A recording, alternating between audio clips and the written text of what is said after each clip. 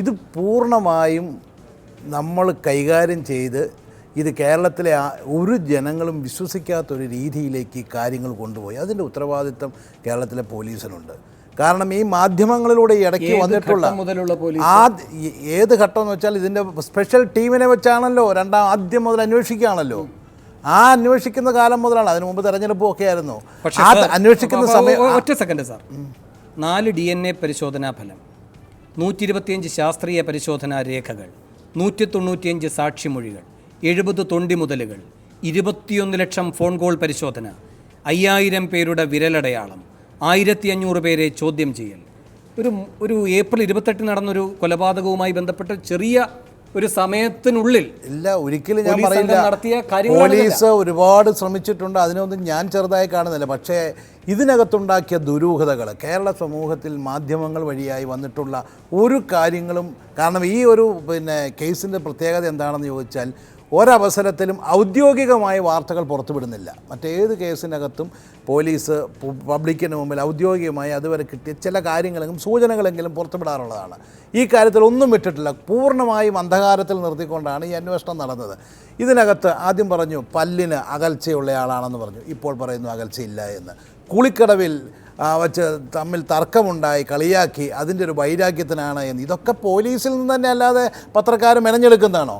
പോലീസിൽ നിന്ന് തന്നെ, അന്വേഷണ ഉദ്യോഗസ്ഥന്മാരിൽ നിന്ന് തന്നെ പുറത്തു വരുന്ന വാർത്തകളാണല്ലോ ഇതെല്ലാം വരുന്നത്. അനാറുകളുടെ കാര്യത്തിൽ ഇപ്പോൾ വന്നിരിക്കുന്ന പുതിയ കേസ് അതാണല്ലോ. അതിനകത്ത് എനിക്ക് ആദ്യം മുതലേ എനിക്കതിനെക്കുറിച്ച് ഒരു അത്ഭുതം തോന്നിയിട്ടുള്ളതാണ്. അവർ ആസാമിൽ പോയി എന്നും ഈ അനാറുകളിനെ കണ്ടുവെന്നും സംസാരിച്ചുവെന്നും പറയുന്നു. അന്ന് തന്നെ രാത്രിയിൽ അയാൾ മിസ്സിംഗ് ആണ്, അയാൾ കേരളത്തിലേക്ക് പോയി എന്ന് വീട്ടുകാർ പറയുന്നു. പിന്നീട് ആ ഭാഗത്തെക്കുറിച്ച് വളരെ ബ്ലാങ്ക്, പിന്നെ അതിനെക്കുറിച്ചൊരു അന്വേഷണവും നടക്കുന്നില്ല, അതിനെക്കുറിച്ച് പറയുന്നുമില്ല. അയാളെ സംബന്ധിച്ചിട്ടുള്ള കാര്യങ്ങൾ ഇപ്പോഴും ദുരൂഹമായി തന്നെ നിൽക്കുന്നു. അത് കാരണം പിന്നെ സന്ധ്യ ഈ IG, ഞാൻ ആദ്യം ഓർക്കുന്നത് ഈ അമീറിനെ അറസ്റ്റ് ചെയ്തിട്ട് അന്ന് പത്രക്കാരോട് പറഞ്ഞത് ഇദ്ദേഹം മാത്രമാണ് പ്രതി, പറയാറായിട്ടില്ല എന്ന് വെച്ചാൽ അപ്പോൾ ഒരു കുനിപ്പിട്ടു, അതാ ഒരാളും കൂടെ ഉണ്ടാകാം, അല്ലെ കൂടുതൽ ആളുകൾ ഉണ്ടാകാം എന്നുള്ള നിലയിൽ ഒരു സംസാരം നടത്തി. അപ്പോൾ പെട്ടെന്ന് തന്നെ എല്ലാവരും ആ ഒരു സംശയത്തിലേക്ക് വന്നു. പിന്നെ ഇതിൻ്റെ ഓരോ ഭാഗത്തും ഒരിക്കലും കേരളത്തിലെ സാധാരണ ജനങ്ങൾക്ക് കൺവിൻസിങ് ആകുന്ന രീതിയിലല്ല ഇത് പോയിട്ടുള്ളത്. അതുമാത്രം നിയമത്തിന് മുമ്പിലും കോടതിയുടെ മുമ്പിലും സാധാരണക്കാർ മനസ്സിലാവേണ്ട കാര്യമില്ല. നിയമം അതിൻ്റെ തെളിവുകളാണ് പ്രധാനപ്പെട്ട കാര്യം. തെളിവുകൾ ഉണ്ടെങ്കിൽ കൊണ്ടുവരട്ടെ. ഞാനിപ്പോൾ ആരെയും ഇതിനകത്ത് ബ്ലെയിം ചെയ്യാൻ ആഗ്രഹിക്കുന്നില്ല. ശരി, ശ്രീ ജോർജ് ജോസഫ്, ഇവിടെ പോലീസിന് അനാറുളിനെ കണ്ടെത്താൻ കഴിഞ്ഞതായി നമുക്ക് സ്ഥിരീകരണമില്ല. ഇവർ ആസാമിൽ പോയി, കിട്ടിയെന്നും കിട്ടിയില്ല എന്നും 2 ഭാഷ്യമുണ്ട്. ചോദ്യം ചെയ്തു, കുഴപ്പക്കാരനല്ല എന്ന് ബോധ്യപ്പെട്ടിട്ട് തിരികെ വന്നു. പിന്നീട് കുഴപ്പക്കാരനാണോ എന്ന് വീണ്ടും അന്വേഷിക്കാൻ പോയപ്പോൾ ആളെ തന്നെ കാണാനില്ല എന്ന ഒരു ഭാഷ്യം. 2, ഇയാളെ കിട്ടിയിട്ടേയില്ല. പരിശോധിച്ചപ്പോൾ ഇയാളുടെ നമ്പരുണ്ട്, ഇയാളുടെ ഐഡൻറ്റിറ്റി കാർഡ് അവിടെയുണ്ട്. അതിൻ്റെ അടിസ്ഥാനത്തിൽ കോൾ ഡീറ്റെയിൽസ് നോക്കുന്നു, ഇയാൾ ആ ടവറിന് കീഴിലില്ല. പിന്നെ എപ്പോഴോ ഒരിക്കൽ ടവറിൻ്റെ ഡീറ്റെയിൽസിലേക്ക് പോകുമ്പോൾ ഈ ഫോൺ ഏതെങ്കിലും ഘട്ടത്തിൽ ഓണാക്കിയിട്ടുണ്ടോ എന്നൊക്കെ പരിശോധിക്കുമ്പോൾ ആന്ധ്രയിൽ എവിടെയോ നിന്നുള്ള സൂചനകൾ വരുന്നു. പക്ഷേ അന്വേഷണം ആ ഘട്ടത്തിലേക്ക് പുരോഗമിക്കുകയോ ഇയാളിലേക്ക് എത്തുകയോ ചെയ്യാൻ കഴിയാതെ പോയി. ഈ ഒരു ദൗർബല്യം ഉള്ളതുകൊണ്ട് മനഃപൂർവ്വം ഈ അനാറുൾ തിയറിയെ പോലീസ് അങ്ങ് ഇല്ലായ്മ ചെയ്യുകയാണോ? അല്ല, ഞാൻ ഇതൊക്കെ ഒരു ഇപ്പോഴത്തെ പ്രതിക്ക് അനുകൂലമായി വരാൻ സാധ്യതയുള്ള പോയിന്റുകളാണ് ഈ പറഞ്ഞതെല്ലാം. അങ്ങനെ ഒരാളുണ്ടെന്ന് പോലീസ് നേരത്തെ സമ്മതിച്ചിട്ടുണ്ട്, ആസാമിൽ പോയി അന്വേഷിക്കുകയും ചെയ്തിട്ടുണ്ട്. ഈ അമീർ തന്നെ ആസാം ഇലക്ഷൻ നടന്ന ഏപ്രിൽ 11-ാം തീയതി ആ ആഴ്ചയിൽ അവിടെ ഉണ്ടായിരുന്നു എന്നാണ് പറഞ്ഞിരിക്കുന്നത്. അയാൾ പിന്നെ 28-ാം തീയതി കൊല്ലാൻ വന്നു. ഇതൊക്കെ നമുക്ക് സംശയിക്കുന്ന കാര്യങ്ങളാണ്. പക്ഷേ ഇതിനകത്ത് ഞാൻ ആ ഭാഗത്തോട്ടൊന്നും കിടക്കില്ല. ഇതിനകത്ത് ഒരു മൂന്നാമതൊരാളില്ല എന്ന് തന്നെയാണ് ഞാൻ വിശ്വസിക്കുന്നത്. അങ്ങനെയെങ്കിൽ ഈ വിരലടയാളം അതുപോലെ അതിനകത്തൊക്കെ വളരെ ദുരൂഹതയുണ്ട് ഇന്നും. കാരണം എന്നെപ്പോലെ ഞാനൊക്കെ ഇങ്ങനെയുള്ളൊരു കേസ്, ഇപ്പം സൗമ്യ കേസ് നമ്മൾ കണ്ടു. ഈ ജിഷയുടെ കേസിനകത്ത് ഒരു കേസിനകത്ത് ദൃക്സാക്ഷികളില്ലാതെ വരുമ്പോൾ ഞാനൊക്കെ ചെയ്യുന്നത് പോസ്റ്റ്മോർട്ടം. ഇന്നലെ എൻ്റെ അടുത്ത് ഉദയഭാനു ചോദിച്ച് പോസ്റ്റ്മോർട്ടം റിപ്പോർട്ട് കണ്ടോ എന്ന് ചോദിച്ചു. ഞാൻ കണ്ടില്ല എന്ന് പറഞ്ഞു. അദ്ദേഹത്തിന് ഏതായാലും പോലീസിനോട് നല്ല ഇൻട്രസ്റ്റ് ഉള്ളത് എനിക്ക് വലിയ നന്ദിയുണ്ട്. അത് അല്ലല്ല, ഞാൻ അതുകൂടെ ചേർത്തങ്ങ് പറഞ്ഞു. അപ്പോൾ പോസ്റ്റ്മോർട്ടം റിപ്പോർട്ട് ഞാൻ റിലയബിൾ സോഴ്സിൽ നിന്ന് ഞാൻ മനസ്സിലാക്കിയിട്ടുണ്ട്. അപ്പം എന്നെപ്പോലൊരാൾ ഒരു സാഹചര്യ തെളിവിലുള്ളൊരു കേസ് ദൃക്സാക്ഷിയില്ലാതെ വരുമ്പോൾ ആദ്യം പരിശോധിക്കുന്ന പോസ്റ്റ്മോർട്ടം റിപ്പോർട്ടാണ്. അതിനകത്ത് നിന്ന് കുറച്ചധികം നമുക്ക് കിട്ടും. ഒരു സാഹചര്യ തെളിവനുസരിച്ച് അങ്ങ് പറഞ്ഞു വരുന്നത് എന്താണ്? ഞാൻ പറഞ്ഞു വരുന്നത്, ഞാൻ ഈ മൂന്നാമതൊരാളുണ്ടെന്ന് വിശ്വസിക്കുന്നില്ല. ഈ എന്തുകൊണ്ടാണ്? അത് വളരെയധികം കാര്യങ്ങളുണ്ട്. അതിനകത്ത് കുറേ കാര്യങ്ങളുണ്ട്. അതെന്തായാലും കുറ്റചാർജ് ഒന്ന് കണ്ടോട്ടെ, ആ പോസ്റ്റ്മോർട്ടം സർട്ടിഫിക്കറ്റ് ഒന്ന് കണ്ടോട്ടെ. റിലയബിളായിട്ട് ഞാൻ അതിൻ്റെ അകത്ത് കുറേ കാര്യങ്ങൾ കേട്ടിട്ടുണ്ട്. അത് വളരെ സത്യമാണെന്നാണ് ഞാൻ മനസ്സിലാക്കിയിരിക്കുന്നത്. അതിന് പോലീസ് സമാധാനം പറയേണ്ടി വരും. നമുക്ക് ഇങ്ങനെയുള്ള കേസിനകത്ത് പോലീസ് സമാധാനം പറയേണ്ടി കോടതി പറയേണ്ടി വരും. ഇല്ലില്ല, അതിനകത്ത് ഒത്തിരി കാര്യങ്ങളുണ്ട്. പോലീസിനെ വീക്കൻ ചെയ്യുന്ന എന്തെങ്കിലും ഈ ചാർജ് ഷീറ്റിലും പോസ്റ്റ്മോർട്ടം റിപ്പോർട്ടിലും ഉണ്ടെന്നാണ് ഞാൻ പറയൂ സർ. അല്ലല്ല, ഞാൻ അതിപ്പം പറയുന്നില്ല. അതൊന്ന് വന്നോട്ടെ, പോസ്റ്റ്മോർട്ടം റിപ്പോർട്ട് പത്രക്കാർക്കെല്ലാം കിട്ടട്ടെ, എന്നിട്ട് ഞാനൊന്ന് വായിച്ചു നോക്കിക്കോട്ടെ. ഞാൻ റിലയബിളായിട്ട് കേട്ടിരിക്കുന്ന കാര്യങ്ങൾ സത്യമാണോ ഇല്ലയോ എന്ന് ഒന്ന് ബോധ്യപ്പെടും. ഇങ്ങനെ ഒരു സസ്പെൻസ് നിലനിർത്തിയിട്ട് നമുക്ക് ചർച്ച ഒരു വാദഗതിയായിട്ട് എനിക്ക് അംഗീകരിക്കാൻ കഴിയില്ല. താങ്കൾക്ക് എന്തോ അറിയാം, പക്ഷെ അതിപ്പോൾ പറയാൻ കഴിയില്ല എന്ന് പറഞ്ഞാൽ അതൊരു വാദമായി എനിക്ക് എടുക്കാനേ കഴിയില്ല. പല കാര്യങ്ങളുണ്ട് അതിൻ്റെ അകത്ത്, പല കാര്യങ്ങളുണ്ട്. ഞാൻ പോലീസിന് എതിരല്ല. ഞാൻ കഴിഞ്ഞ ദിവസം ഞാൻ പറഞ്ഞു, ഈ ചാനൽ തന്നെയാണെന്ന് ചോദിക്കുന്നു. ഇപ്പോഴത്തെ അന്വേഷണം നടത്തി പൂർത്തിയാക്കി ചാർജ് കൊടുത്താലും പോലീസിന് അന്വേഷണം മുന്നോട്ട് കൊണ്ടുപോകാം. അത് മുന്നോട്ട് കൊണ്ടുപോയി ഈ എവിഡൻസ് ക്ലോസ് ചെയ്യുന്നിടം അന്വേഷിക്കണം. അതിനൊരു വേറൊരു ടീം വരണം. കാരണം വേറൊരു ആംഗിളിലോട്ട് പോകണം. ഇതിനകത്ത് 30-40 സർക്കംസ്റ്റാൻഷ്യൽ എവിഡൻസ് ഉള്ളിടത്ത് എന്നെപ്പോലുള്ള ആൾ പോസ്റ്റ്മോർട്ടത്തിനകത്ത് കുറേയധികം കണ്ടുപിടിച്ച് കഴിഞ്ഞാൽ അതിൽ ഭൂരിപക്ഷവും എവിഡൻസ് ഏത് പ്രതിയിലോട്ടാണ് പോകുന്നത് അയാളെ ഫിക്സ് ചെയ്യും. ഇതിനകത്ത് DNA ഫിംഗർ പ്രിന്റിങ് മാത്രമേ ഉള്ളൂ ഈ അമീറുലിന് എന്ന് വെച്ചാൽ അങ്ങ് പറയുന്നതിൽ നിന്ന് സാമാന്യ ബുദ്ധി വെച്ച് ഒരു സെക്കൻഡ് ഞാൻ മനസ്സിലാക്കുന്നത്, ഒരാളാണ് ഇത് ചെയ്തിരിക്കുന്നത്, അത് ഈ പറയുന്ന ആൾ തന്നെയാണോ എന്ന് കൂടുതൽ അന്വേഷിക്കേണ്ടതുണ്ട്. സംശയമുണ്ട്. അത് തന്നെയാണ് പറയുന്നത്. അത് വളരെ വിചിത്രമാണ്. ഞാൻ മറ്റതിഥികളിലേക്കും വരാം. ശ്രീ ജോർജ് ജോസഫിൻ്റെ ഈ നിഗമനത്തോട് പ്രതികരിക്കാൻ. അതിനു മുൻപ് ഹ്യൂമൻ റൈറ്റ്സ് ലോ നെറ്റ്വർക്കിൻ്റെ പ്രതിനിധി അഡ്വക്കേറ്റ് സന്ധ്യ രാജുവിലേക്ക്. അഡ്വക്കേറ്റ് സന്ധ്യ രാജു, നമ്മുടെ ഈ ചർച്ച, നമ്മുടെ ഈ വിശകലനങ്ങൾ പ്രതിഭാഗത്തിന് മുതൽക്കൂട്ടാകുന്നതാണ് എന്ന വിലയിരുത്തൽ താങ്കൾക്കുണ്ടോ? പ്രതിഭാഗത്തെ ഏതെങ്കിലും തരത്തിൽ മർദ്ദിച്ചതായ ഒരു പരാതി പ്രതിക്ക് തന്നെയില്ല, കോടതിയിൽ പ്രതി അങ്ങനെ പറഞ്ഞിട്ടില്ല. 2, പ്രതി കുറ്റം ചെയ്തിട്ടില്ല എന്നും പറയുന്നില്ല, കുറ്റം ചെയ്തിട്ടുണ്ട്, കൂടെ മറ്റൊരാൾ കൂടി ഉണ്ട് എന്നുമാണ് പറയുന്നത്. അപ്പോൾ അതുകൊണ്ട് നമ്മുടെ ഈ ചർച്ച ഒരു പ്രത്യേക ദിശയിലേക്കാണ്, പ്രതിയെ രക്ഷിക്കാൻ പോകുന്ന വാദങ്ങളാണ് എന്ന ഒരു ഉത്കണ്ഠയുടെ ആവശ്യമുണ്ടോ? അഡ്വക്കേറ്റ് സന്ധ്യ രാജു.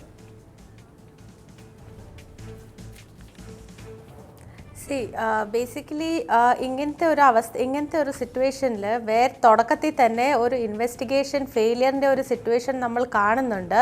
അവിടെ കുറേ ഡൗട്ട്സ്, ഇൻവെസ്റ്റിഗേഷൻ പ്രോഗ്രസ് ചെയ്യുന്നതിൻ്റെ ആ ഡൗട്ട്സ് നമ്മൾ കണ്ടിട്ടുണ്ട്. ആൻഡ് അതിൻ്റെ ആ ഒരു കോണ്ടെക്സ്റ്റിൽ 2 കാര്യങ്ങൾ നമ്മളൊന്ന് ശ്രദ്ധിക്കണം.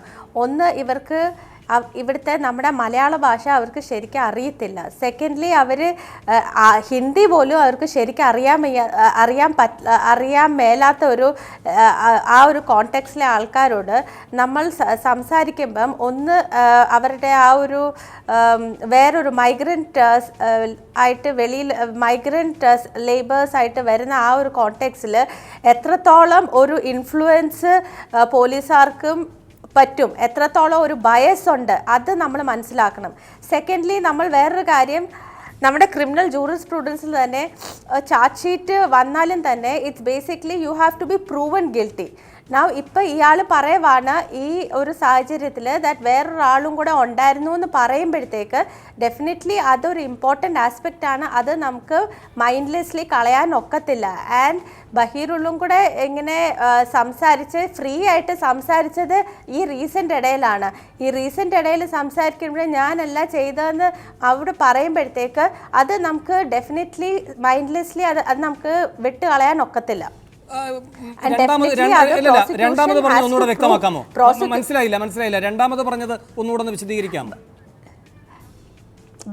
ബഹിറുൾ ബ്രദർ റീസെൻ്റ് ആയിട്ടാണ് ഇയാളെ കാണുന്നത്. ഇയാളെ കണ്ടിട്ട് അപ്പോഴാണ് ഇയാൾക്ക് കാര്യങ്ങളെല്ലാം പറയുന്നത്. ആൻഡ് അപ്പോഴും അവൻ പറയുന്നത് ദാറ്റ് ഞാനല്ല ചെയ്തത്, വേറെ ആളാ ചെയ്തതെന്ന് അവിടെ പറയുമ്പോഴും നമുക്കത് അങ്ങനെ വേറൊരാൾ അവിടെ ഉണ്ടായിരുന്നു എന്നുള്ളൊരു കാര്യം നമുക്കത് കളയാൻ ഒക്കത്തില്ല. അഡ്വക്കേറ്റ് സന്ധ്യ രാജു, ഒന്നാമത് ഭാഷയുടെ പ്രശ്നം താങ്കൾ പറയുകയുണ്ടായല്ലോ. പക്ഷേ അങ്ങനെ ഒരു ഭാഷാ പ്രശ്നം ഇല്ല, ദ്വിഭാഷിയുടെ സഹായം ഉണ്ടായിരുന്നു. ഇന്ന് ഈ സെഷൻസ് കോടതിയിൽ അമീറുൽ ഈ കാര്യങ്ങളൊക്കെ പറയുമ്പോൾ അമീറുൽ തന്നെ പറയുകയാണ്, ഞാൻ 2ാം ക്ലാസ് വരെ പഠിച്ചിട്ടുള്ളൂ, പക്ഷേ എനിക്ക് ഹിന്ദി നന്നായി അറിയാം എന്ന് പറയുകയാണ്. എന്ന് മാത്രവുമല്ല, കോടതി ഹിന്ദി അറിയാവുന്ന ഒരു അഭിഭാഷകന്റെ സഹായത്തോടെ അയാളുടെ ഭാഗം കേൾക്കുകയുമാണ്. അപ്പോൾ അങ്ങനെ വലിയ ഭാഷാ തടസ്സവും അതിൻ്റെ ഭാഗമായി മൊഴി കൃത്രിമമായി പോലീസിന് സ്വാധീനിച്ച് മറ്റൊരു രൂപത്തിലാക്കാൻ കഴിയുക എന്നൊക്കെയുള്ള സാധ്യതകൾ അവിടെ ഉണ്ടോ? ഇത്രയും നാളും ഇയാൾ ആക്ച്വലി പോലീസ് കസ്റ്റഡിയിലാവുമ്പോഴത്തേക്ക് പോലീസ് കസ്റ്റഡിയിൽ കൊടുക്കുന്ന സ്റ്റേറ്റ്മെന്റ്സ് ആണ് ഈ വരുന്നത്. ഇയാൾക്ക് ഇയാളുടെ അഡ്വക്കേറ്റ് ആയിട്ട് പോലും അത്രയും ഫ്രീ ആയിട്ട് സംസാരിക്കാനായിട്ടുള്ള ഒരു ഓപ്പർച്യൂണിറ്റി ആ ഒരു അവസരം കിട്ടിയിട്ടില്ല. നൗ കിട്ടുമ്പോഴാണ് ഈ ചാർജ് ഷീറ്റ് വെച്ച് സംസാരിക്കുമ്പോഴായിരിക്കും ആ കാര്യങ്ങളെല്ലാം ക്ലിയർ ആയിട്ട് വരാൻ പോകുന്നത്. ഒരു ഘട്ടത്തിലും ഇപ്പോൾ ബെയിലിന്റെ കാര്യത്തിന് വേണ്ടി ശ്രമിച്ചപ്പോഴായാലും ഇപ്പോൾ ഈ ചാർജ് ഷീറ്റ് കൊടുക്കുന്ന ഘട്ടത്തിലായാലും ഒക്കെ ഒരു ഘട്ടത്തിലും അമീറുളിൻ്റെ അഭിഭാഷകനോ അമീറുള്ളോ പറഞ്ഞിട്ടില്ല എന്നെ പീഡിപ്പിച്ചുകൊണ്ടിരിക്കുന്നു, എന്നിൽ നിന്ന് കൃത്രിമ മൊഴിയെടുത്തിരിക്കുന്നു. അതൊക്കെ പറയാനുള്ളൊരു ഭാഷയുണ്ടല്ലോ. എന്തായാലും ഒരുപാട് വിശദീകരിക്കേണ്ട കാര്യമില്ലല്ലോ. എന്നെ മർദ്ദിച്ചു, അല്ലെങ്കിൽ ഞാൻ പറഞ്ഞതല്ല വന്നിരിക്കുന്നു, അങ്ങനെ പോലും പറഞ്ഞതായി അറിവില്ല. അത് അറിവില്ല, അത് ഞാനിപ്പോൾ ഇവിടെ പറയുന്നുമില്ല. അവർ പറഞ്ഞ കാര്യം നമുക്കറിയാം. സോ ഇത് ഇവിടെ ഇരിക്കുന്ന എന്റെ പരിമിതി കൊണ്ടാണ് ശ്രീ ജോർജ് ജോസഫിന് ചില കാര്യങ്ങൾ അറിയാം. ഒരു നിമിഷം, ശ്രീ ജോർജ് ജോസഫ് പഴയൊരു അന്വേഷണ ഉദ്യോഗസ്ഥനാണ്, ആ രംഗത്ത് മികവ് തെളിയിച്ചിട്ടുള്ള ആളാണ്. അതുകൊണ്ട് അത് തള്ളിക്കളയാൻ കഴിയില്ല. അദ്ദേഹം പറയുന്നു അമീറുള്ള അല്ല എന്ന്. അഡ്വക്കേറ്റ് സന്ധ്യ രാജു പറയുന്നു അമീറുൾ അനുഭവിച്ച കാര്യങ്ങൾ എനിക്കറിയാം, പക്ഷെ അമീറുൾ പോലും അത് പുറത്തു പറഞ്ഞിട്ടില്ല എന്ന്. എന്താണ് ഈ ദുരൂഹത?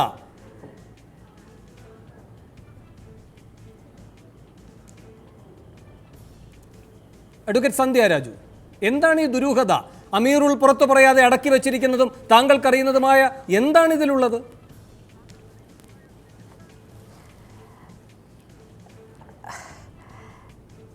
ഇതിനകത്ത്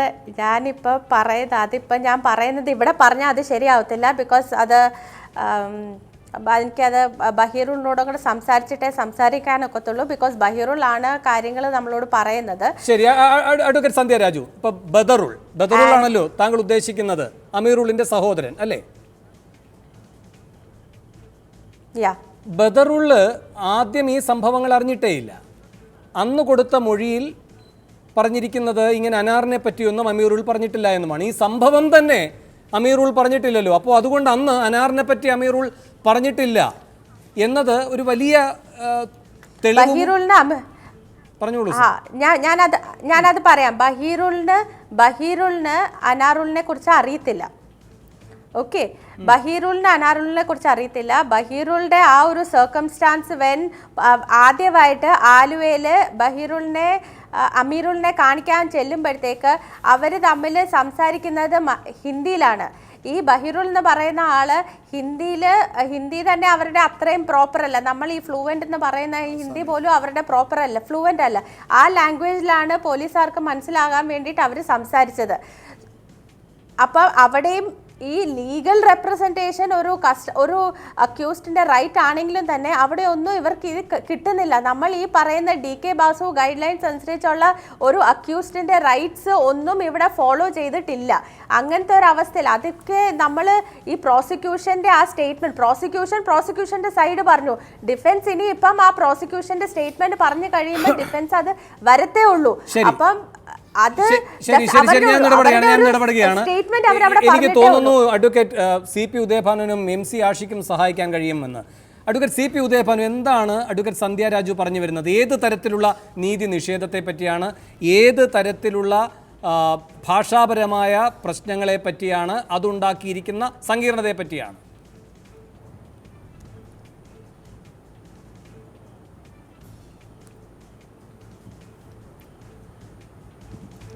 ശ്രീ വേണു, ഞാൻ മനസ്സിലാക്കിയെടുത്തോളം ഇവിടെ ഈ വിഷയത്തെ കുറച്ചുകൂടെ സങ്കീർണമാക്കാനാണ് ഇപ്പോൾ ചർച്ച കൊണ്ട് കഴിഞ്ഞതെന്നാണ്.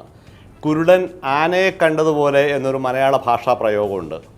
അപ്പോൾ അത് നമ്മൾ ചർച്ച ചെയ്ത് പോകുമ്പോൾ കുരുടൻ എലഫൻറ്റിനെ കണ്ട പോലെ എന്ന് പറയുന്നു എന്നതിന് അപ്പുറത്തേക്ക് യാതൊരു വ്യത്യാസവും ഇവിടെ ഉണ്ടായിട്ടില്ല. ശ്രീമതി സന്ധ്യ രാജു പറഞ്ഞതിൽ നിന്ന് ഞാൻ DK ബാസു കേസ് പറഞ്ഞുകൊണ്ടാണ് ഞാനത് പറയുന്നത്. ഇവിടെ ഗുരുതരമായിട്ടുള്ള മനുഷ്യാവകാശ ലംഘനം ഈ പറയുന്ന പ്രതിക്ക് ഉണ്ടായിട്ടുണ്ട്. എന്താ മനുഷ്യാവകാശം? എന്താ DK Basu case? DK Basu case എന്ന് പറയുന്നത് അറസ്റ്റ് ചെയ്യപ്പെടുന്ന പ്രതിക്ക് ഉദ്ദേശം ഒരു 11ഓളം അവകാശമുണ്ട്. 1 അഭിഭാഷകനെ കാണുക, 2 തൊട്ടടുത്ത ബന്ധുക്കളെ വിവരം അറിയിക്കാനുള്ള സൗകര്യങ്ങൾ പോലീസിനെ കൊണ്ട് ചെയ്യിക്കുക, അറസ്റ്റ് ചെയ്യുന്ന ഓഫീസർമാരെ കൊണ്ട്, 3 വൈദ്യസഹായം കിട്ടുക, അഭിഭാഷകൻ വൈദ്യസഹായം എന്ന് തുടങ്ങി നിരവധിയായിട്ടുള്ള മനുഷ്യാവകാശപരമായിട്ടുള്ള അവകാശങ്ങൾ സംരക്ഷിച്ച് കിട്ടുന്നതിന് വേണ്ടി ക്രോഡീകരിച്ചിട്ടുള്ള ഒരു വിധിന്യായമാണ് 97. അത് പിന്നീട് അത് ഇപ്പോൾ എല്ലാ പോലീസ് സ്റ്റേഷനുകളും അത് പാലിക്കണമെന്ന് പറഞ്ഞ് പോലീസ് സ്റ്റേഷനുകളിൽ തന്നെ എഴുതി വയ്ക്കുന്ന ഒരു സ്ഥിതി ഉണ്ടായിട്ടുണ്ട്. പറഞ്ഞു വരുന്നത് എന്തിനാണ് കൊല്ലപ്പെടുന്നതെന്ന് പിടഞ്ഞു മരിക്കുന്ന അവസ്ഥയിൽ പോലും തിരിച്ചറിയാനായിട്ട് വിവേചിച്ചറിയാൻ കഴിയാതെ പോയിട്ടുള്ള ഈ ശ്രീമതി ജിഷയ്ക്ക് കിട്ടാത്ത, പിടഞ്ഞു വീഴുമ്പോൾ സ്വന്തം മകൾ എങ്ങനെ മരിച്ചു എന്ന് മാസങ്ങളോളം ഇരുട്ടിൽ തപ്പാനിടയായി കഴിഞ്ഞ ജിഷയുടെ അമ്മയ്ക്ക് കിട്ടാത്ത ആ മനുഷ്യ അവകാശങ്ങളെല്ലാം തന്നെ ഈ പറയുന്ന കേസിലെ പ്രതി 376 വകുപ്പിൽ ബലാത്സംഗത്തിൽ തെളിവുണ്ടെന്ന് വേണു സമ്മതിച്ച കാര്യമാണല്ലോ. മറ്റ് 302 കൊലപാതകത്തിലുണ്ടോ ഇല്ലയോ എന്നുള്ള കാര്യത്തിലാണല്ലോ നമുക്ക് സംശയമുള്ളത്. ബലാത്സംഗത്തിന് തെളിവുള്ള ആ പ്രതിക്ക് ഒരു second sir Shri George Joseph അതും തർക്കിക്കുകയാണ്. ഒരു സെക്കൻഡ് ബലാത്സംഗം തെളിയിക്കാൻ കഴിയില്ല. ഇല്ല, അതിനകത്ത് എന്റെ ആ പോസ്റ്റ്മോർട്ടം റിപ്പോർട്ടിനകത്ത് അങ്ങനെ ഒരു സാധനം ഇല്ല എന്നാണ് ഞാൻ മനസ്സിലാക്കിയത്. റേപ്പ് ഇല്ല, അവിടെ വജൈനൽ സ്വാബ് എടുത്തിട്ടുണ്ട്, അതിനകത്ത് സെമൻ ഉണ്ടോ ഇല്ലോ എന്ന് സംശയമാണ് എനിക്ക്.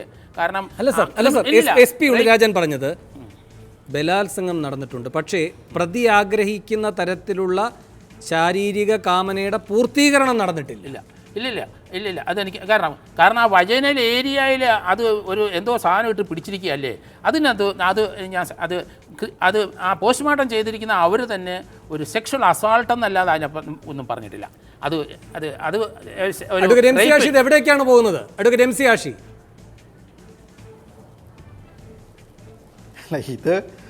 ഇത് ഈ ചർച്ച നമ്മൾ ചെയ്യുമ്പോൾ പ്രതികൾക്ക് അനുകൂലമായ ചർച്ചയാണെന്ന് ഈ ചർച്ച കോടതിയെ സ്വാധീനിക്കില്ല, കോടതിയെ സ്വാധീനിക്കത്തില്ല, പോലീസ് ചാർജ് ഷീറ്റ് കൊടുത്തു കഴിഞ്ഞു, കോടതിയെ സ്വാധീനിക്കത്തില്ല. നമ്മൾ അതിന് വിഷമിക്കണ്ട, ചർച്ച നടത്തിക്കോട്ടെ. ഇപ്പോഴും യഥാർത്ഥ പ്രതിയെ കണ്ടെത്തുന്നതിന് വേണ്ടിയിട്ട് ഒരു പുനരന്വേഷണം നടത്തുന്നതിനുള്ള സാധ്യത പോലും ഇപ്പോഴുണ്ട്. ട്രയൽ തുടങ്ങുന്നതിന് മുമ്പാണെങ്കിൽ ആ സാധ്യതകൾ പോലും ഇത്തരം വീക്കാണ് എവിഡൻസ് എങ്കിൽ നമ്മൾ പരിശോധിക്കേണ്ടതുണ്ട്. ഈ കേസുമായി ബന്ധപ്പെട്ട് ഇതുവരെ വന്ന വാർത്തകളെല്ലാം വെച്ച് നോക്കുമ്പോൾ അത് ശരിയാണെങ്കിൽ അന്വേഷണ ഉദ്യോഗസ്ഥൻ്റെ ആത്മവിശ്വാസത്തെ ഒന്നും നമ്മൾ കണക്കിലെടുക്കേണ്ടതില്ല. ഏത് അന്വേഷണത്തിലാണ് അന്വേഷണ ഉദ്യോഗസ്ഥന് ആത്മവിശ്വാസം ഇല്ലാതിരുന്നിട്ടുള്ളത്? ഇപ്പോൾ നമ്മൾ ഇപ്പം കേട്ടുമറന്ന ഗോവിന്ദസ്വാമി കേസിൽ പോലും ആ പെൺകുട്ടി ട്രെയിനിൽ നിന്ന് ചാടി എന്ന് പറയുന്ന മധ്യവയസ്കനെ അന്വേഷിക്കാൻ അവർ മെനക്കെട്ടില്ല. ഒറ്റ കാരണം കൊണ്ടല്ലേ ഇന്ന് കൊലപാതക കുറ്റത്തിന് പുനരെടുക്കാൻ വേണ്ടി ഹർജി കൊടുക്കേണ്ടി വന്നത്. കോടതിയിൽ അന്വേഷിച്ചിട്ടില്ല എന്നാണ്. അഡ്വക്കേറ്റ് ആഷി, ഇവിടെ ഈ ശ്രീരേഖ എന്ന ദൃക്സാക്ഷിയുണ്ട്, അത് ചെറിയ ഒരു സാക്ഷിയല്ല, ഏക ദൃക്സാക്ഷി. അവരാണ് ഈ മഞ്ഞ നിറമുള്ള ഉടുപ്പിട്ടു എന്ന് പറയുന്നത്. ബദറുള്ളത് സ്ഥിരീകരിക്കുന്നുണ്ട്. ആസാമിലേക്കുള്ള യാത്രക്കിടെ അമറുള്ളത് നശിപ്പിച്ചതായാണ് അന്വേഷണ സംഘം കണ്ടെത്തിയിട്ടുള്ളത്. അപ്പോൾ ആ മധ്യവയസ്കൻ സൗമ്യയുടെ കേസിൽ ഇല്ല എങ്കിൽ ഇവിടെ ശ്രീരേഖയുണ്ട്, അത് ശക്തമല്ലേ? എന്താ സംശയം? അതിപ്പോൾ നമുക്ക് ഈ സുപ്രീം കോടതി വിധിയോടുകൂടി ബോധ്യപ്പെട്ടല്ലോ. 2 സാക്ഷികൾ പറയുന്നു ട്രെയിനിനകത്ത് ഒരു മധ്യവയസ്കൻ ഇത് കണ്ടെത്തിയിട്ടുണ്ട്. ഞാൻ അതിലേക്ക് പോകില്ല. ഇവിടെ ശക്തമായ ഒരു ദൃക്സാക്ഷിയുണ്ട് എന്നത് ഈ കേസിന്റെ ബലം തന്നെയാണ്. ഞാൻ ഇടവേളയിലേക്ക് പോവുകയാണ്. ഇടവേളയ്ക്ക് ശേഷം സൂപ്പർ പ്രൈം ടൈം ചർച്ച ചെയ്യുന്നത് എന്തുകൊണ്ട് പോലീസ് കുളക്കടവിലെ തർക്കവും പല്ലിന്റെ വിടവും ഊഹാപോഹമെന്ന് ഇപ്പോൾ പറയുന്നു. ഇടവേളയ്ക്ക് ശേഷം.